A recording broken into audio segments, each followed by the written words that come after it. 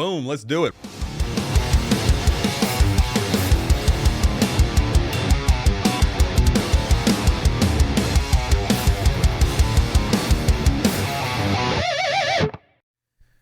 Oh man, guys, here we go. We're going to answer all the questions you got about Charlie Kirk. Kablooey.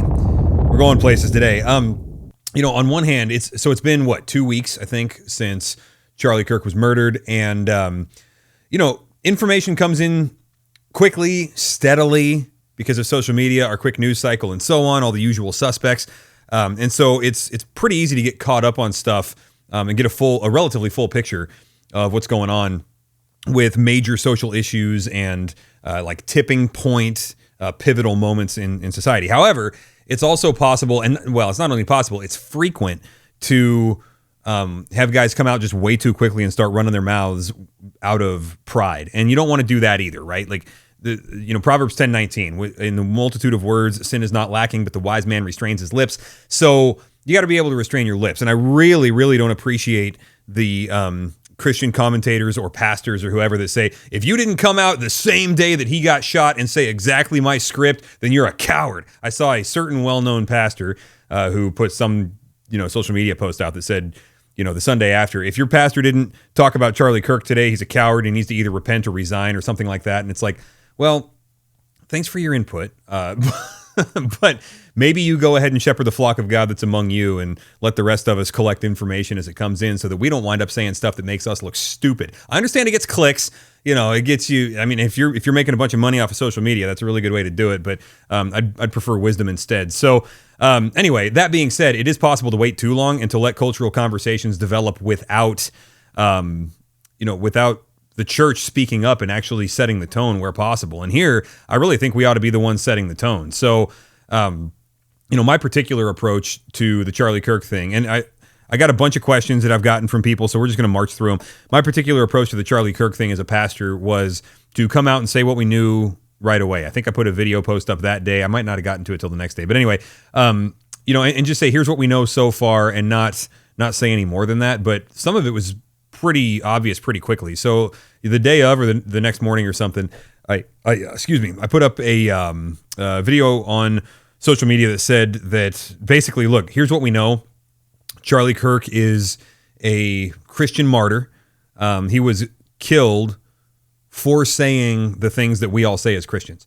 He was also a political martyr. And so I don't think I said it this way, but he's kind of a martyr in two categories. And one of those is a distinctly Christian cause because he got killed for saying the gospel is true and here's how Christians see issues such as gender and sexuality and so on. And then there was also the political organizer, get Trump elected, turn out the vote, get registrations, which we know is going to benefit the Republican ticket, things. He basically got Trump elected in a lot of ways. I mean, he wasn't the only factor, obviously. Trump maybe had a role to play in that, but from what I know, I don't know that it would happen without Charlie Kirk. So, the thing is, though, and I said this in that video, the opposition to conservative American Christianity, the opposition can't tell the difference between a Christian and a Republican. And honestly, I don't know if they refuse to or if they just can't because they think in sound bites and snippets. And this is why you can't argue with one of them is because and I'm talking about the really hard left. I'm not talking about, level-headed people who lean left on political issues. I'm talking about the screamers, right? You can't finish a sentence with these guys. They'll just scream over the top of you. And so I don't know if they're able to actually, not because they're intellectually deficient, but just because of their style of communication and argumentation, what's normal in that subculture there. I don't know if they're able to parse the difference between a Christian and a Republican. And so when Charlie gets killed for saying the stuff that we all say as Christians, and then especially those of us that lean conservative, I personally do, and I live in a very conservative area, so that's most of us here. It's like, well, that's one of us that just got taken out. That's somebody that got taken out for the ideas that I myself hold, right? So, some of that was known right off the bat. Some of it was not hard to figure out. What I really didn't appreciate was guys that before they caught the shooter, before we knew anything, they started saying, okay, that group that I don't like, that I've never liked, the shooter was obviously one of them. And by the way, even if they were right? Even if they were right, it was probably some trans activist. Well, it turns out, yeah, it was. But the thing is, like, you're going to say that whether you're right or not. And so I don't appreciate that. The Sean Hannitys of the world that go on and just start ranting about, everybody that they're going to rant about anyway. It's like your conclusion was formed before there was any information. So I don't have any respect for that. So I prefer to actually talk about what we know and not go beyond that, right? Now we pretty much know stuff. We know who the shooter was. We know his motivation. We know what led up to it. We know the conversations that he had. Who turned him in, who caught him, who he confessed to. Like, we know all this stuff. And so we've got plenty to be able to speak now. And I really don't think it's helpful for Christians to hold back once we know things, right? It's like if there's something that's true, just say it. Like, just say it. So what I'm going to do today is I'm going to go through some of these questions that I have gotten as a pastor about the Charlie Kirk murder situation, and just kind of throw it all on the table. The other thing I should say is I got questions the Sunday after he got killed. I got some texts after church, and it was like, good, honest questions, but people were like, hey, you didn't mention Charlie Kirk in church today. Like, was that intentional? Is that a no politics from the pulpit thing? And I'm like, no, not at all. In fact, had I thought of it, I probably would have, but I had put some stuff out through other communication channels. And I'm like, these days, with the technology we have, and as active as we are on podcasts and, there's social media stuff and whatever, we've got so many other forums for communicating these things. When I hit the pulpit, it's like next verse up, right? And so I was really just focused on the scriptures. Had I thought about saying something about Charlie Kirk, I may have. I'm certainly not opposed to it. There are times to address very pivotal current day situations, as we'll see here. But, in that case, so John Calvin, the Protestant reformer, he was in Geneva and he got exiled, right? And I think this was 1538. He got exiled, and then he was gone for a while in Strasbourg, and he comes back in 1541. So he's gone for about 3 years. Well, when he was exiled, he was preaching through the Psalms, right? And I don't know what psalm he was preaching, but he used to just march through books of the Bible like I do, and like many of us do. We kind of learned it from him. So he gets exiled. He comes back 3 years later, and the church is packed, and he gets up in the pulpit, and everybody's waiting for this barn burner of a sermon because he had just gotten vindicated, and been horribly mistreated and all of these things, right? So he gets up in the pulpit, he opens his Bible, and he says, as I was saying, he just picks up with the next verse. It's like, yes, that's awesome, right? So the word of God is so central, not whatever happens to be happening. And I learned a lot about this during COVID, because during COVID, the world was changing every week. And that's all anybody was talking about. And every Sunday, there was a new set of regulations and a new study and a new set of recommendations and a new set of social pressures and a new group getting canceled and whatever. And so the world was literally just changing every week. There were times during COVID where, like at the beginning, we were like, okay, we're going to try to do as much of what the governor asked us to do as possible in order to be good citizens. And we'll do that without violating our conscience or our certainly without violating our faith. Now, after a while, it just became impossible to do that because he was like, you can't gather. And we're like, what, dude? Like, okay, I got a Bible, And then it was like, okay, you can gather, but you can't sing, which was just hilarious to us. We were like, okay, get a bunch of Christians together and try and stop them from singing. I'm like, Governor, I don't have the power to stop these people from singing. It is what Christians do. It's in our DNA. So at the beginning, we were trying to do what we could to be, helpful citizens before we kind of realized the game they were playing. But, it was, there was a point where it was like, okay, new regulations or recommendations or directives or what, these weren't really legally binding, but it was like new directives are coming out on Thursday. All right, what can we do to accommodate what he said? Because also this was back before we knew that all the institutions had really turned against us. And so it's like, okay, we're not going to close the church. Like, stop that. Nobody's closing down. So we never did.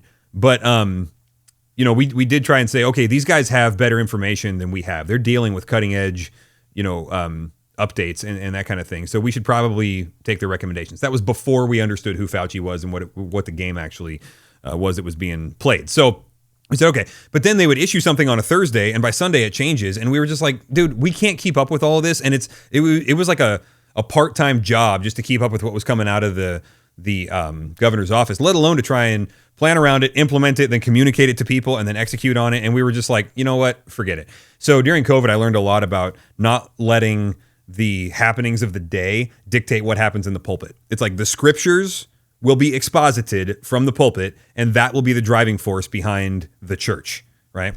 Of course, underneath Christ and the Holy Spirit being active, like we're gonna let the Word of God loose, and that's what's gonna.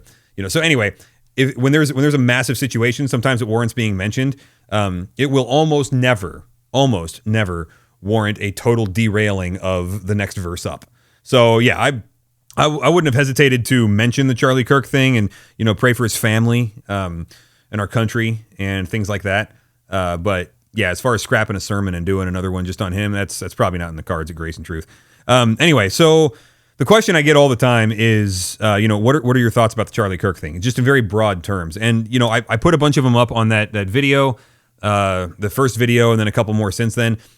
Basically, to summarize, I think that there's a 50-50 chance that this is indicative of something really good, or it's headed to somewhere really bad, or both. So, in other words, what I said in the first video I put up on social media was, look, guys, death is the only weapon that the enemy ultimately has. When he deploys that, he's pretty much, oftentimes, I don't want to make him sound like robotic, like, he's not clever, but basically he's like out of options, right? The deception side of things is maybe not working as well as it used to, which I would say, by the way, the ploys of the devil to deceive our culture and harm our children and things like that, those arguments aren't getting bought and pushed by the culture as much as they were a few years ago. We're not at a place in the culture anymore, thank God, where somebody can just yell at you, oh, you're a racist, and then have you cower in fear. Like, they kind of overplayed their hand on that. Or, oh, you're a homophobe, or, you want me dead, or you want to erase me, or what. Like, we've all heard it so many times, it's just kind of like, whatever. So the typical bullying tactics aren't really working anymore. And it's like it seems like the hard left lost the argument. And so since that ideology was such a satanic tool for harming our culture and the Western Christian church and things like that, it's not working anymore to the same degree that it was. And so it's possible that the devil's just having a temper tantrum and resorting to his last option and just killing people, Now, if that's the case, it's obviously bad that people die. Murder is evil, of course. It might, though, be indicative of progress on the spiritual front, right? In the war, when the other side gets desperate, they start doing crazy stuff. This might be what it looks like. And so I do have to wonder if the gospel is making progress, since atheism is essentially dead, as the cultural force, the dominant force that it has been, and people are becoming more spiritual, they're moving towards various versions of various religions, Christianity included, right? And so my general thoughts on this are, this could actually be indicative of a spiritual uptick, oddly enough, or gospel progress in the West and in America in particular. It could also just be, everything falling apart, and whatever signs of progress there were, this is going to put its hand, this event will put its hand on the scale towards death and division and hatred and revenge mentality rather than gospel and forgiveness mentality. So I don't know which way this is going to go. I think it's 50-50, but my general take on this is this could be actually a chance for revival. I don't know. It's kind of what I think about it. Now, in terms of how people are talking about Charlie, Charlie, like I knew the guy, never met him. I should call him Charlie Kirk. I should be respectful. I do have a lot of respect for the guy.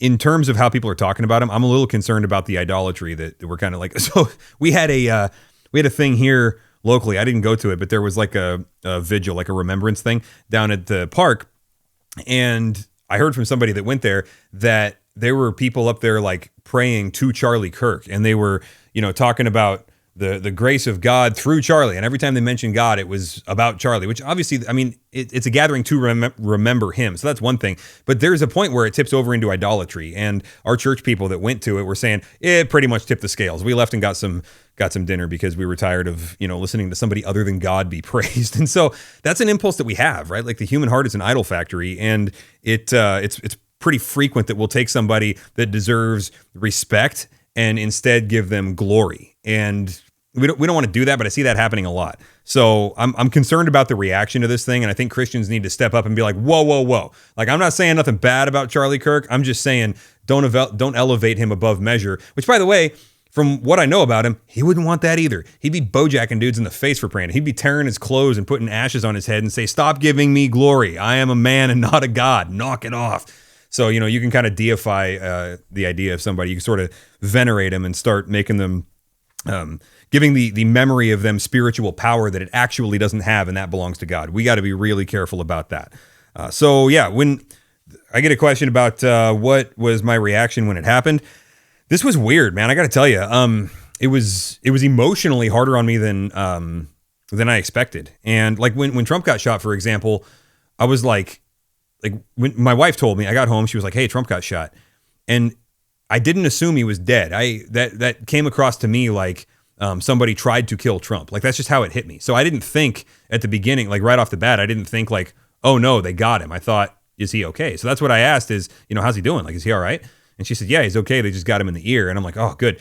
And I had that sinking feeling in the pit of my stomach. Which by the way, I also would have had if it was somebody on a side of the ticket that I didn't agree with, right? Like, because this is not the way I want things going in America. This is indicative of something very, very bad. And so I've got that feeling in my gut, like, okay, what does this mean? And if that had worked, like, what would be the tipping point between where we're at in civil war? Like, this could be really bad. And so you start thinking as the head of a house, like, all right, what kind of times are we headed into? What do I need to do to take care of the family if X, Y, and Z happens? And, all of that. So those thoughts happened, but then I went to work, right? And you have those thoughts and then you go to work. With the Charlie Kirk thing, I was at work when I heard about it. One of our guys texted me, shout out Ed for being quick on the draw there. And really, like I was super sad, which I'm not an overly emotional person. It surprised me how sad I was, and I didn't really understand it at first. And I was like, man, this doesn't seem like me. My reaction to this is a little bit overboard. And I think what was going on there was I felt like, even though I'm not the biggest Charlie Kirk follower, like I didn't keep up with his stuff, right? I was aware of it. I would watch the clips when someone would send it to me or my wife would show me something, and I appreciated what he was doing. I didn't follow him per se, but this made me really sad. And I think the reason is because like I said earlier, he was one of us. And it's like, man, he just got, well, I'll say it again. Like I can't think of a better way to say it. He just got murdered for saying the stuff that we all say. That's one of our boys.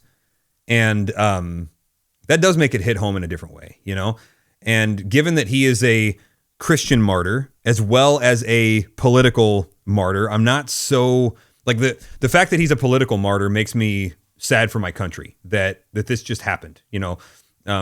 Political disagreements just turned into assassination, and that's a bad thing. But that is what it is. Like I've got a category for that in my head, and it's a different category than somebody getting murdered for sharing the gospel in public unapologetically. That's Christian martyrdom. That is, that's near and dear to the heart. And I think I kind of intuitively recognized it for what it was, which was at least halfway because of his faith. And again, the hard left, they can't distinguish between conservative and Christian. So it's all just kind of one box for them. In other words, if, let's say the hard left wanted to persecute us all, and we were in some kind of like concentration camp or whatever, which some of them, I realize we're talking about way out on the fringes here, but some of them would be fine with that. I'd be right next to a conservative who's an unbeliever, right? And I'd be right next to a Christian who's not necessarily a conservative. So we're all kind of just one, amorphous blob to those guys. So yeah, it was, my reaction to it was surprisingly depressed. And I don't mean depressed in the clinical sense. It's not like I couldn't get up and move. I was just like, there was a weight to it that kind of took me by surprise. So yeah, the other question I get, I think I mentioned already. Why don't you mention Charlie Kirk from the pulpit the Sunday that he was killed? Is it a no politics from the pulpit thing? No, not at all. In fact, the whole no politics from the pulpit thing, I think, is a coward's way out. I think that there's a lot of, and I said this in the social media post also that I put up first, there's a lot of issues that are not political issues. They are biblical issues. They're God's issues, but they get sucked up into the political realm and they turn into political debates. It's like, I think of the abortion thing all the time. It's like, Senator, you have no authority to debate when a life begins. Like, this is not your thing, right? And yet it winds up in the political realm. And sometimes senators have to go to bat for the right for an unborn baby to live. And I'm glad when they do that. I'm just saying that's not even the proper forum for that. God has spoken. There is no debate left to be had. This is like Psalm 2, right? Like, O kings of the earth, kiss the Son, lest he be angry and you perish in the way. Our job is to submit to the author of life in this, not to find some middle ground or, figure out if we can have a consensus or something. Like, again, when these things wind up in the political realm, if that's where the debate is, Christians have to go and enter into that debate. But that's actually not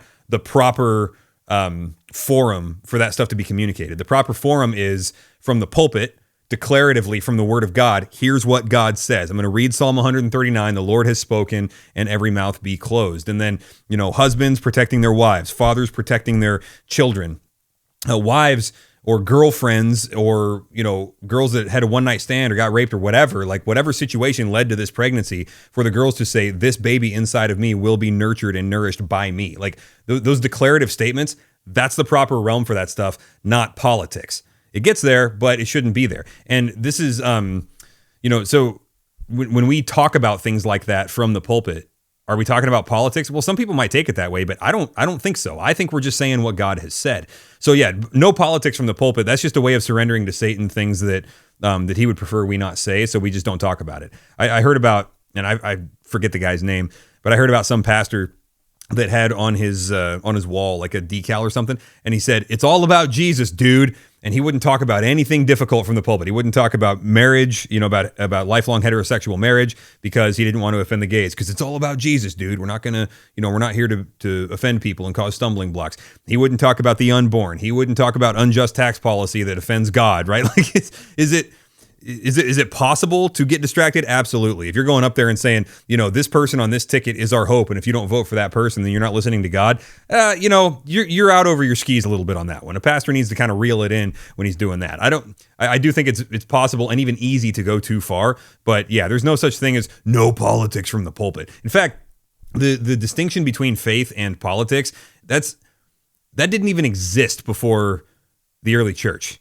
Right? Like, and this is a point that Tom Holland makes, like Christianity kind of invented the concept of religion because before that, religion was not this separate category. Your religion was your citizenship. It was your family affiliation. It was like this thing that infused all areas of your life. And that's not a bad thing, because when you follow the Lord, he infuses all areas of your life. But it wasn't until the Christians showed up and said, hey, you can be a citizen of Rome and also a follower of Christ. And yeah, there's going to be friction points, but being obedient in both realms is actually possible. So the idea that there's a sacred and a secular, now you don't want to take that too far, because in reality, everything is sacred. God cares about all of this stuff, right? But the idea that we can operate side by side with somebody who does not have the same faith as us, that's a uniquely Christian idea.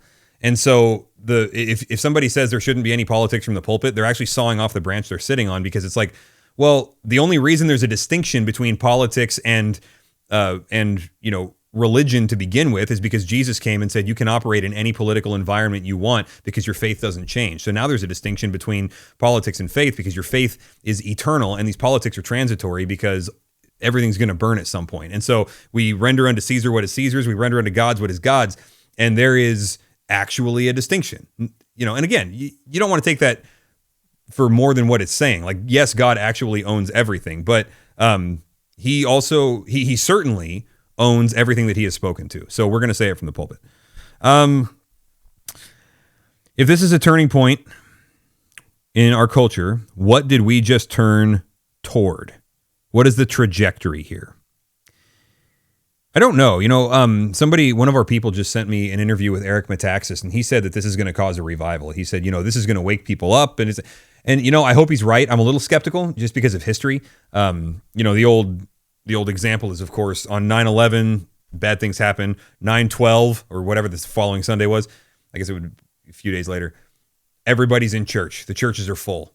And then they start to empty out, right? And I do get concerned that we would prematurely declare revival because people are seeking comfort in Christ, but they're not seeking Christ himself, right? They're seeking a positive message, something uplifting, but they don't actually want to repent of their sin and turn towards Christ. That's not a revival, okay? That's therapeutic deism is what that is. So yeah, I'm not sure this is going to lead to revival. Time will tell. I certainly hope so, and it certainly could. It's very, I don't even know who said it, but the blood of the martyrs is what waters the roots of the tree of the church, or something like that. Like, oftentimes a martyrdom does lead to fervent church growth movements, gospel growth, Great Commission movements. And so it wouldn't surprise me at all if this leads to a revival. And I pray to God that it does. And I'm willing to work for it too. I've been out. I'll tell you the effect that it had on me. It actually, it caused me to think, okay, if the devil is on his heels, we got to go share the gospel with a lot more people. So I've been doing that. I've been a lot more aware in the last couple of weeks since Charlie got murdered. Charlie Kirk, sorry, I want to be respectful. In the last couple of weeks, I've been much more aware of how many people, well, I was aware of that before. I think I've been much more aware of how many opportunities I actually have to share the gospel with people, and I've been more diligent to try and find if there's an open door in this particular conversation to share the gospel with somebody. So yeah, I hope that I'm not the only one. I know I'm not the only one. I hope that's a normal reaction for Christians, and that the Lord opens people's eyes to see Christ, you know? So I don't know. Where is this going? What did we just turn towards?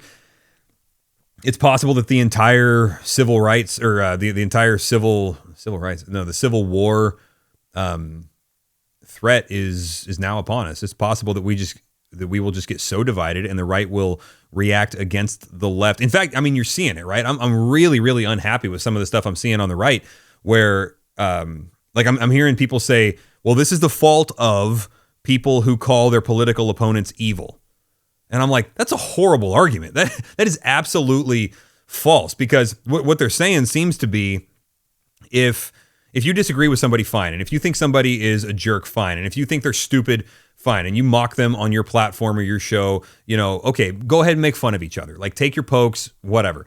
But as soon as you turn the corner and say that person's evil, now you're creating a permission structure for somebody else to go and murder them, because if somebody's evil, then it makes sense to murder them. And I'm like, no, it doesn't. That's not the Christian view. The Christian view is not that we get to murder evil people. We have a doctrine of just warfare, but I don't get to pass judgment on somebody and say, you are evil and therefore it is right for me to take your life. That's not the case at all. Like, there's governmental structures in place according to Romans 13 and Genesis 9:6 and things like that, where when a human life is going to get taken, it is supposed to be by a duly appointed official of the government, or Exodus 21 I believe it's 21, in a self-defense situation and things like that. Like, we don't get to go hunting because somebody's evil. So the thing that I worry about is that if we identify the label of evil as the enemy, then we as Christians will feel pressure to, or be deceived into not calling things evil when they actually are. Like, some stuff is just evil. That doesn't mean we have permission to go and kill people. Like the shooter, for example,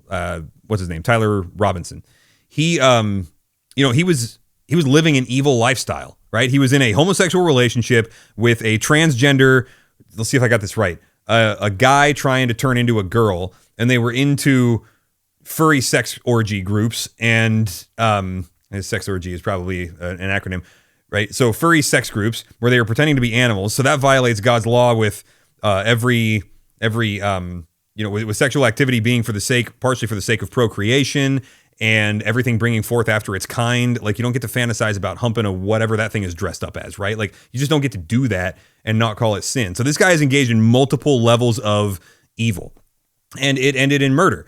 That's evil. Now, everybody else that's participating in that same lifestyle as him, all of his buddies that were in those same furry orgy groups, they are also evil. They're participating in evil. Is it okay to kill them? No. And this is not a permission structure to go and kill them. These are evil people doing evil things. And if we lose the ability in our culture to say that, if we identify that kind of speech as being equivalent with violence, or creating a permission structure for violence, then what we're doing is we're sacrificing our prophetic objectivity. And there will be a lot of times, like, if we accept that paradigm, there will end up being a lot of times where Christians feel that they cannot say something that God has very clearly said. And that's not okay.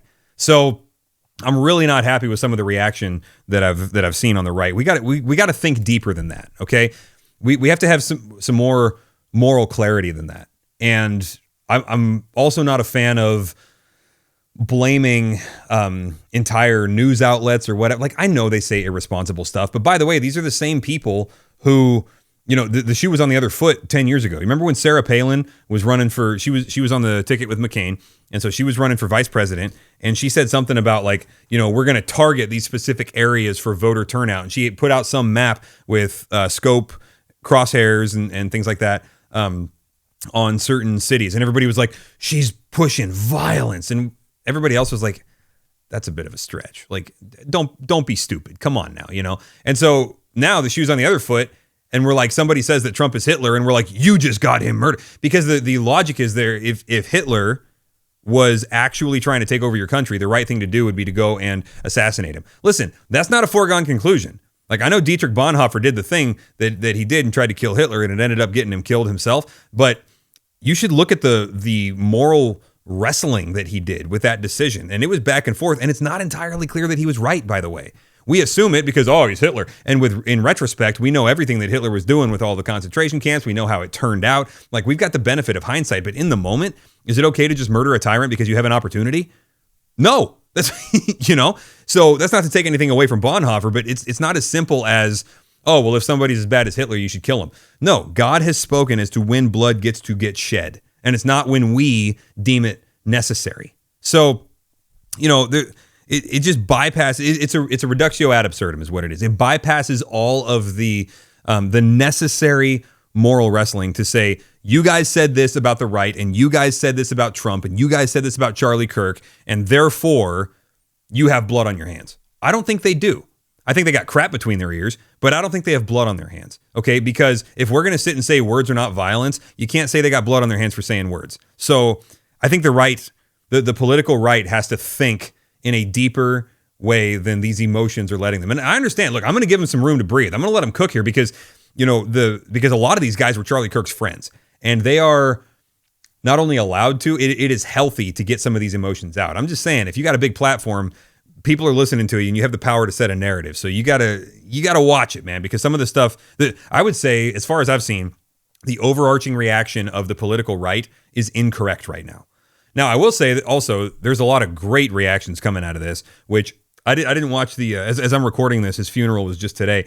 I didn't watch the funeral of Charlie Kirk, but I heard that Erica, his wife, who seems to be just an absolute pillar of strength, got up and said that she forgives the shooter.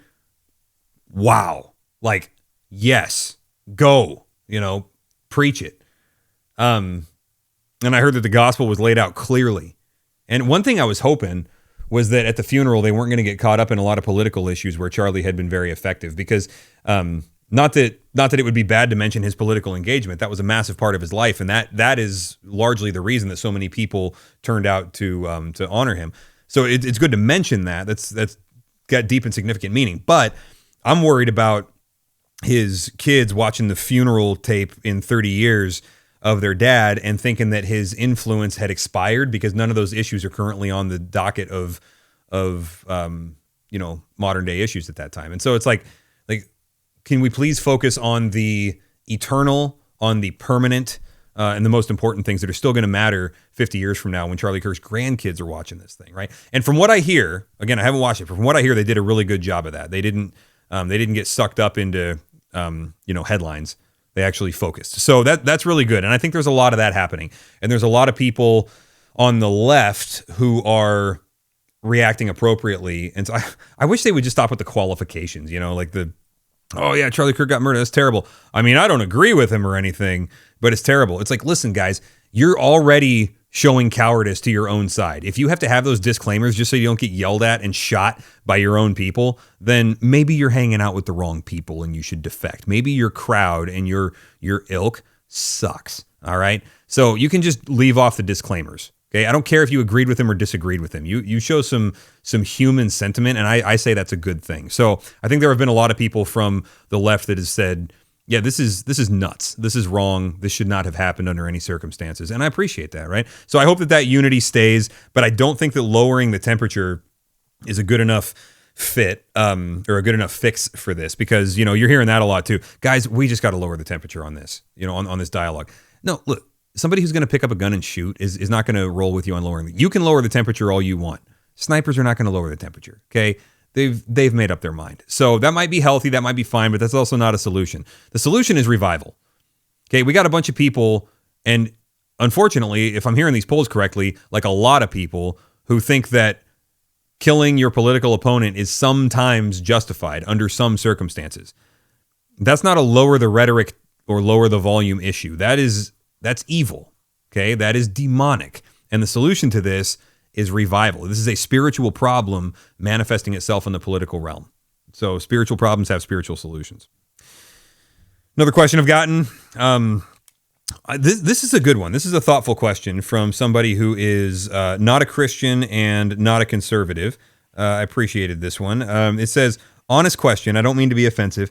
If Christianity is a peaceful religion, how come all the Second Amendment guys are Christians? Christian pacifism would make sense to me, but I don't understand the gods and guns, or the God and guns mentality. Yeah. Okay. So good point. And I think that is a fair observation. When you've got a lot of people following and worshiping a savior who says, turn the other cheek, and then the same people are toting guns around ready to kill somebody all the time. It's like, bro, is there maybe a contradiction here? So yeah, I'll take that. I'll receive that. However, I do also want to say, while it may be an expression of hypocrisy at times, there's also a logic by which this makes sense.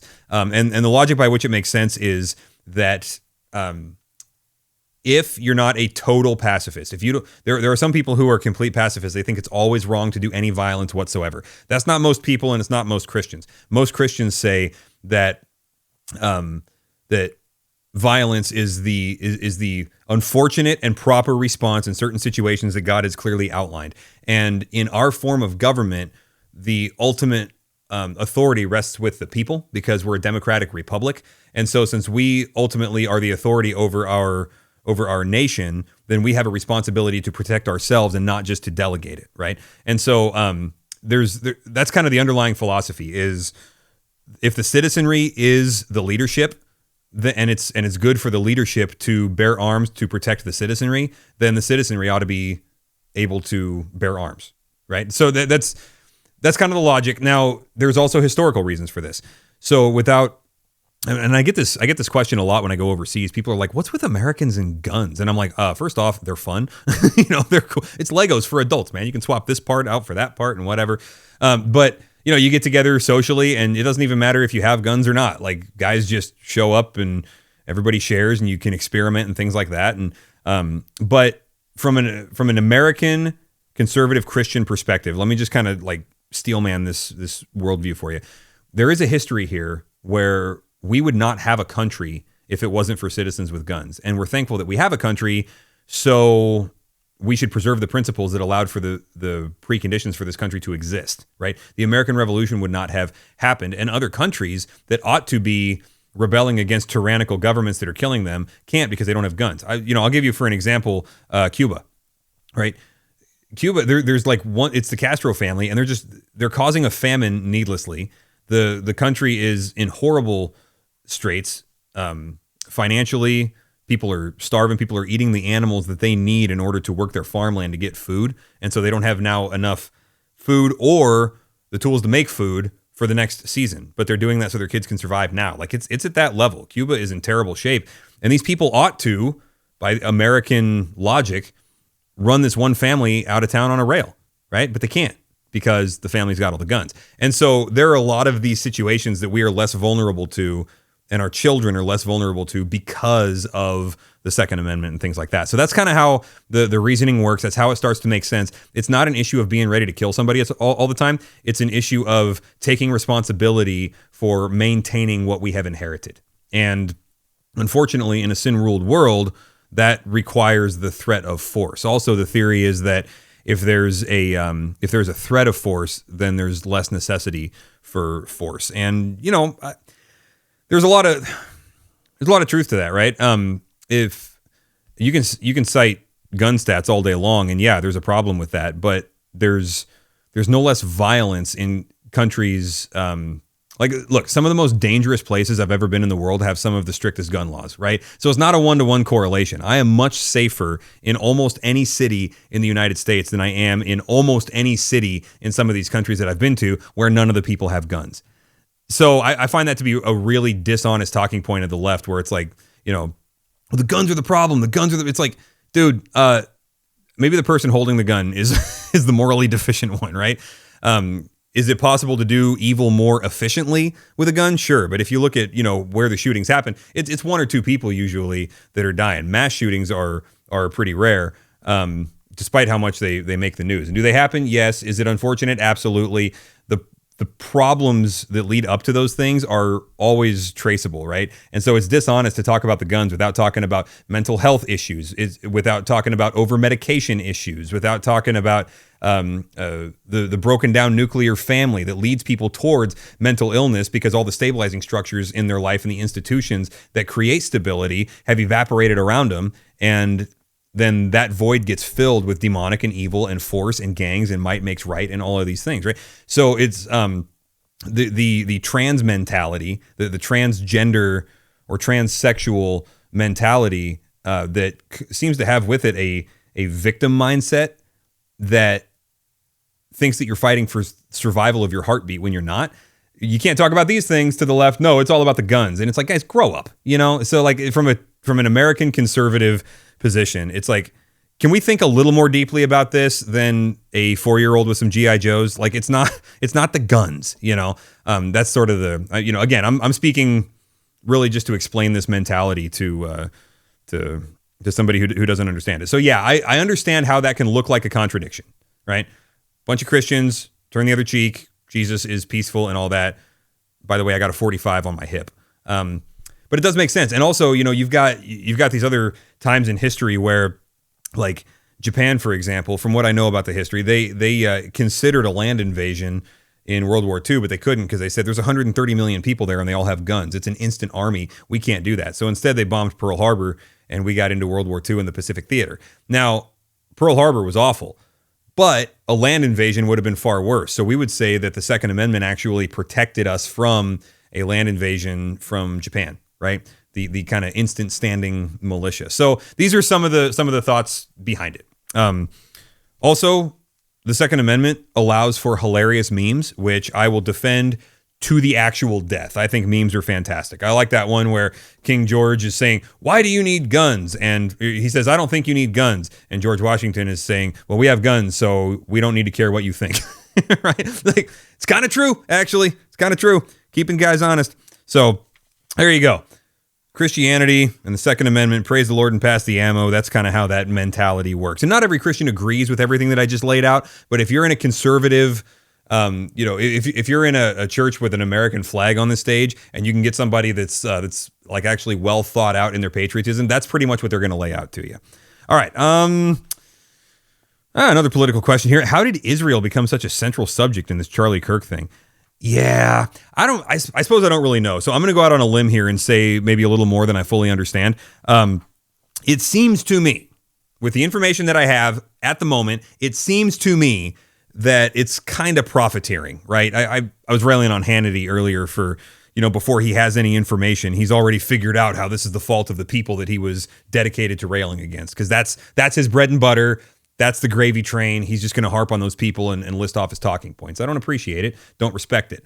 I think there's also a group that does that with Israel, and it's become common these days, and really in the last, just year, for certain people on the right to just kind of lay it all at the feet of Israel. Israel seems to be... Now, let me just say this. I don't think that Israel always does the right thing, and I have no interest in defending them if they do the wrong thing. I've read the Old Testament. God is fine with criticizing Israel. Okay? So there is a brain dead conservative Christianity that just says Israel equals good. And if we say anything bad about Israel, then we're violating the Abrahamic covenant, because if we curse them, we will be cursed. It's like, no, flip the light switch on for a second. I'm about to preach through the book of Ezekiel, right? Ezekiel is scathing toward the people of Israel. And we as non-Israelites are allowed to read Ezekiel, and we're allowed to agree with it. So it's not evil, and it's not a violation of God's covenant to criticize Israel. They are capable of doing evil. That being said, there does seem to be a crowd coming from the political right that is just going to make that narrative fit. Somehow Israel has done evil here. And it's just like, you're just anti-Israel. Like, if every conclusion is exactly the same, and I can predict the end before you get started, it doesn't matter. It's like, don't bother me with the facts, don't bother me with the evidence. And the really intelligent ones will twist it anyhow, right? And you just see these logical leaps where it's like, wow, you worked really hard to make that Israel's fault, but here we go. Here we are.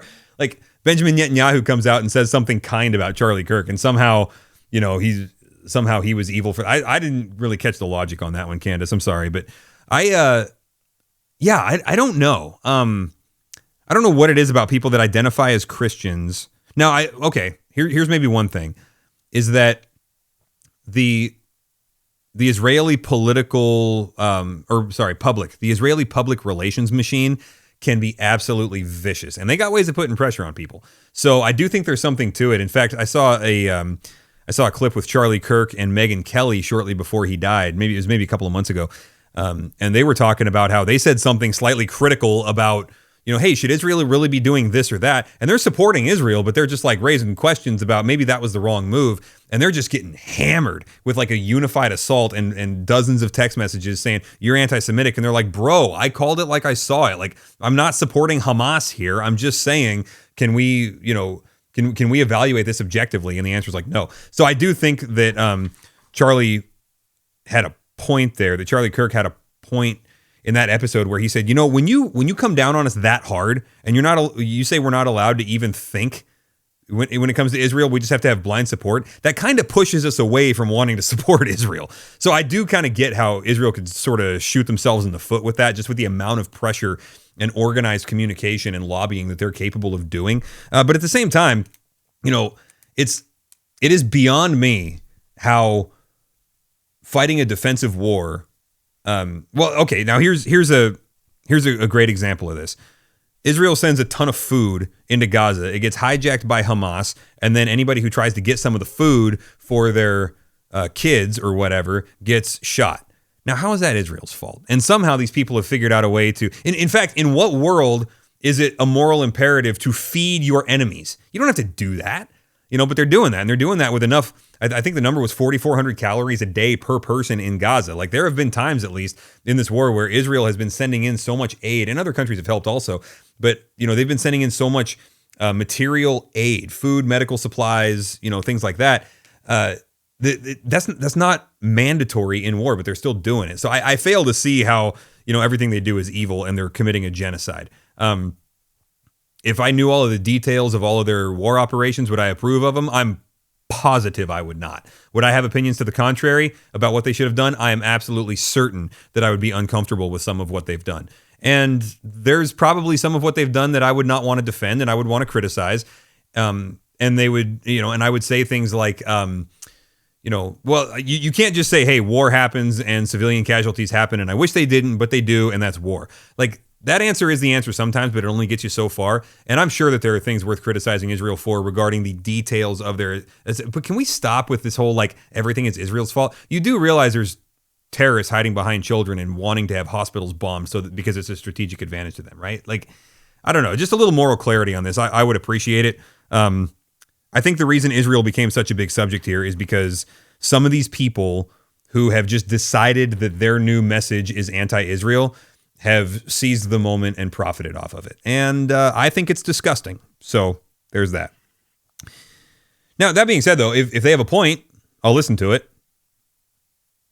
I've probably listened to about 3 hours of, maybe a total of 3 hours of anti-Israel commentators reacting to the Charlie Kirk situation. And so far, it's all been logical leaps. It's been secret backroom meetings, and you don't really know what happened at this meeting, but this pro-Israel person really actually pressured Charlie Kirk to do blah, blah, blah. It's like, okay, well, if in order to agree with you, I've got to accept your claim of authority of having this information about what the tone was in that guy's voice when he said this, but really meant that, I'm sorry, I'm out. I'm not gonna turn on an entire nation that's an ally of ours. It seems to be fighting a defensive war because you think you know the tone of somebody's voice in a backroom meeting that happened in the Hamptons last week. I don't buy it.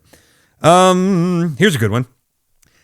I used to think religion was one of the main drivers of violence because of 9/11 and things like that. But most of the recent shooters and killers have not been religious. They have been secular. Good observation. What is the commonality we're seeing between these killers? It isn't religion, but what is it? Well, I'm not going to requote it because it's there was a cuss word involved in it, but Ross Douthat said it well when he was talking to Bill Maher. Generally, people are just pretty crappy to each other, and if they've got a religious banner to wave, they'll go ahead and wave it, but they're going to kill each other because people are people, and the heart is deceptive, and it's deceitful, and it's wicked above all else. And who can know it? Well, nobody except God. You can kind of predict it sometimes, and so when you've got you've got a death cult masquerading as a religion, or maybe the religion is a death cult, then yeah, you're gonna get some death. So I wouldn't say that religion leads to violence. I would say that people lead to violence, and they do so because of their beliefs, and a lot of times those are religious beliefs. These secularists that are now doing who was the trans shooter that shot up a Catholic school, right? That's about as anti-religious a move as you can get. People shooting up synagogues, the Charlie Kirk shooter. These people are secularists, but let's not pretend that they're not religious in some sense. First off, they're demonically possessed, so they're involved in spirituality right there. But also, or demonically influenced, I should say. But also, just because you say you're an atheist or something, which I don't know if any of these people do, but just because you don't claim to follow a God and be a devotee of a certain God doesn't mean you're not religious. Like I recognize religious zeal. You know what religious zeal looks like? How you can identify it is when the answer to a problem is just more of your religion. And I recognize this because I'm a Christian, and that's what we do. Any problem there is, more Jesus. That'll fix it. But I think Facebook is the religion for Mark Zuckerberg. If you listen to him talk, there is no problem to which the solution is not more Facebook or more Meta, or whatever it is. It's a religious belief. It's a self-referential problem-solving structure. And so when you get a secularist who, lives by secular values, by godless values, but the solution to every problem is more of their value system, you're dealing with a religious mindset. Not to mention, they've got answers to the big questions, right? Like, how did we get here? What are we doing here? And where do we go when we leave here? A secularist has answers to all those. How did we get here? Accident. What are we doing here? Whatever the heck makes us happy and feel good. And then where do we go when we leave here? Nowhere. You absorb back into your molecules absorb back into the ecosystem. That's it. Or maybe they believe in some kind of weird freaky deaky reincarnation or something. I don't know. But the point is, there's really no difference between religious violence and non-religious violence from that perspective. It's an expression of humanity, and people will draw on their beliefs to justify sinful, fallen human behavior. So yeah, good question though. Should Charlie Kirk's wife take over Turning Point USA? Well, apparently she did. So there's that. From what I understand, she is an absolute powerhouse. She is a mover and a shaker, an organizer, an administrator, and a brilliant leader. And I think as far as Turning Point USA goes, which is an organization that I am in favor of, so I like somebody with her skill set, as I understand it, being in charge of it. That being said, I hope her kids get enough of her, right? You go at the helm of something like that. Like, I don't think there's any way that this video gets to make it to Erica Kirk. But if I could talk to her, I would just say, Mrs. Kirk, as an American, I would be happy for you to lead Turning Point USA. But if you can't do that without sacrificing a ton of kid time, don't do it. God can raise up anybody. If he's about saving this nation, through Turning Point USA, or even partially through Turning Point USA, he can raise up anybody to do that. But he only gave those kids one mom. And you are infinitely more consequential to them than you even were a few weeks ago. And that was even a few weeks ago when Charlie was around. You were infinitely consequential to them. And now, infinitely more. And so the best revenge that we can have on the kingdom of darkness is to raise our kids in the kingdom of light. And a well-run organization that saves the country at the expense of your children's soul, from a biblical perspective, I think that's not a worthwhile trade. So I don't know what the right thing is to do.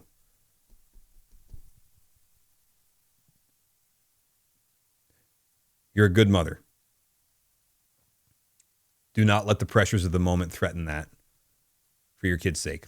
Speaking as a pastor. All right. I'm sure she'll make the right decision. She's a smart lady from everything I know.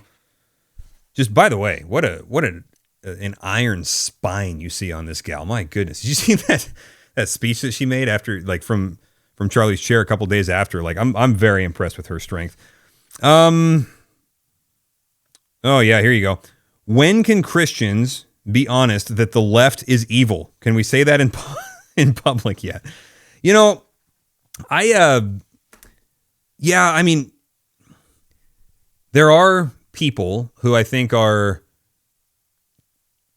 deceived in their base assumptions, and then that leads them towards evil thought processes. Okay, so such as, there's people who are well thought out in every area of their life, and yet somehow they're in favor of abortion. And I'm like, you're a good, decent human in every area of your life, and somehow you're fine with a baby holocaust. Like, explain that to me. And so, people are walking contradictions. You can't expect consistency out of people. But yeah, I mean, being pro-abortion is manifestly evil. That is a pro-murder of the helpless situation. People rationalize it. People make it make sense. And so that's why it's still worth it to meet them on the battlefield of ideas and persuade and reason with and call them to see certain things in a different way and things like that. These people ought to be evangelized, right?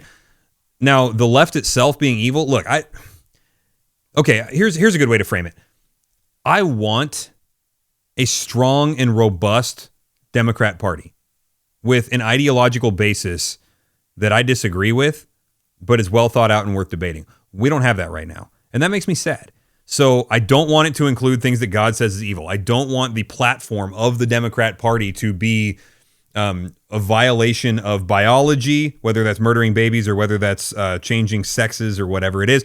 I don't want it to be a violation of the home structure by redefining what marriage is and what sex is for and what morality is and all of these things. I don't want it to include that.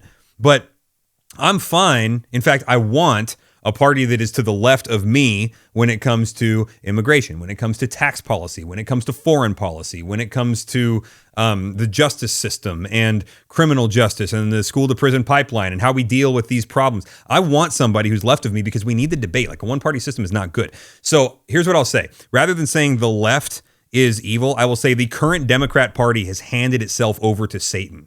And I really hope that it reforms, because that would be good for our country. I hope that it reforms, not in the image of murder and destruction and tearing down and just burning any norm and any standard. And let's just find a boundary so that we can cross it and then celebrate the fact that we crossed it. That's not worth living for, right? I hope that it pulls back and says, we want people to flourish and we disagree with the conservatives about how to make that happen. That's what I want. So at the moment, the Democrat Party has handed itself over to godlessness and evil. I think there are good, well-intentioned Democrats that just don't realize that yet, and I think that they need to. So I don't think every Democrat is evil. I don't think every Democrat is a Satanist. I think the party leaders are, and I think that a Democrat with good intentions should probably wake up as to who they're associating themselves with, because it's pretty bad stuff. It's pretty ugly, damnable Sodom and Gomorrah stuff. But it's only, I guess I can only talk to as many people as listen. So. Yeah, and then, so is the left evil? Well, yeah, I'll let that one lie. The current Democrat Party has handed itself over to Satan. And I hope that they all get saved and repent, and I'm okay if they don't change their opinions on tax policy right away. Okay, that's kind of where I'm at on that. I did read a story that, it was an event of history that happened that really disturbed me, and it was in the Bible. And I was reading the end of 2 Kings, and Josiah, the King Josiah, he was in this dark time where the word of God had completely been lost. And it was not even known. And he came in, he was a good king. And one of his people, or a couple of his people, found a copy of the law of Moses in the temple, and they brought it to him, and they said, King Josiah, you got to see this. You know that God that we talk about being the God of Israel? This is what he actually said. And Josiah reads it, and he goes, you're kidding me. He goes, we're going to do this now. And he institutes immediate religious and moral reform in Israel. And he basically fixes what Manasseh screwed up. Manasseh was sacrificing infants to pagan gods, and Manasseh was as bad as it gets, right? Josiah comes in and says, okay, enough of that nonsense. We're tearing down pagan temples. We're leveling the idols. We're just tearing it all down. We are now following Yahweh. And you think, great, that's awesome. And then he goes out to battle, and at Megiddo, he gets killed. And the revival doesn't continue. They still get turned over to judgment. And, I was thinking about this because as I'm studying to start preaching Ezekiel, I realized on the timeline, Ezekiel was born the year that Josiah found the scroll or the law. And so he grew up in this time of, in his adolescence, he was in this time of spiritual revival. And it looked like things were going well. It looked like God was being honored. It looked like the heart of the nation was turning back towards the Lord. And then it didn't work, you know? And it wasn't all rainbows and lollipops. I mean, you know, Josiah is leading this reform, this revival, but then at the same time, people are still evil enough that Jeremiah is out there just tearing it up. You know, that temple sermon that he preaches in Jeremiah 7 and 24 or 26, and we think that Ezekiel was probably there listening to that, and that's part of what fired him up to be the way he was. But Jeremiah is telling all these people, listen, you idiots are running away from God. And that was during a national revival. And the reason this was so discouraging to me is to realize, like, wait a second, those people were probably saying the same stuff that we're saying about Trump. You know, hey, look at 5 years ago, when, or however long ago it was, when they lit up the White House to be a gay pride flag with rainbow lights. Look, that's obviously blasphemous and offensive to God. Now that's not happening anymore. You know, the transgender thing, we hit peak woke on that. Now it's coming down, right? So we're moving in the right direction. But the realization is it might be too late. You know? I don't know. The story of Josiah is extremely encouraging until you see how it ends. And then it's like, no, it didn't work. God's judgment was already upon them. They still went into exile. After 70 years in exile, most of them still didn't get it. They come back to the promised land. They still didn't get it. And then Micah just said, I'm done talking to you guys. He says, thus says the Lord, I'm done talking to you guys. Micah 3, 6, and 7, I think. You know, like the sun will go down on the prophets and it's like, it's over. And Malachi says the same thing. You're not going to hear from me, God says, until the Messiah comes. Sometimes God's just done giving people chances. And you can have little blips, little upticks on the moral or the spiritual T-chart. That's no guarantee that the Lord will receive us back as a nation. I don't know. So all I know to do with that is share the gospel with a maximum amount of people, pray for God's mercy on the individuals and on our culture and society, nation, and the other nations that are based on Christian values. And then just get to work. Trust the Lord with the results, you know? We'll see. I want good things for my country. I think patriotism, it can get idolatrous if you're not careful, but patriotism to a certain degree is just a logical extension of doing what Jesus said and loving your neighbor. And I love my neighbors. I love my people. You know, I love my country. I love where I'm from. And I want good things for us. I want better things for us than we actually deserve. And God has no reason to be merciful to us and to let us survive what we have done. The number of injustices we've committed, the babies we've murdered, continue to. But I don't know. His mercies are new every morning. His ways are higher than my ways. His thoughts are higher than my thoughts. His ways are inscrutable and how unsearchable they are. And he might be gracious to us. But I'm not going to count my blessings before they hatch. You know? Because Josiah, that was real. So, rest in peace, Charlie Kirk. I know he is, because the Lord himself is our peace, according to Ephesians 2. So, you know, the stuff that he was saying obviously has the devil nervous. It's time to step on the gas with that because we found his soft spot. And that kind of makes me want to say, all right, you sucker. Now, don't talk to the devil, but this is kind of the internal dialogue, right? Like, all right, I found you. I see what you don't want people hearing. I'm going to go ahead and say more of it. And I think that's the proper Christian response because in the end, you know, no weapon formed against us shall prosper. What are you going to do? Kill us? Threaten me with a good time. I get to go home and see Jesus. So we got a lot of work to do, guys. Sorry to end this one on a somber note. God be merciful. Let's see how it turns out.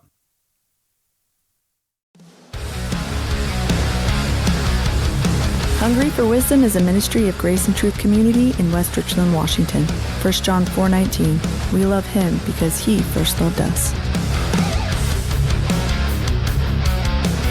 If you are enjoying Hungry for Wisdom, please make sure to like, subscribe, and share it. Leave us a 5-star rating if you think we've earned it.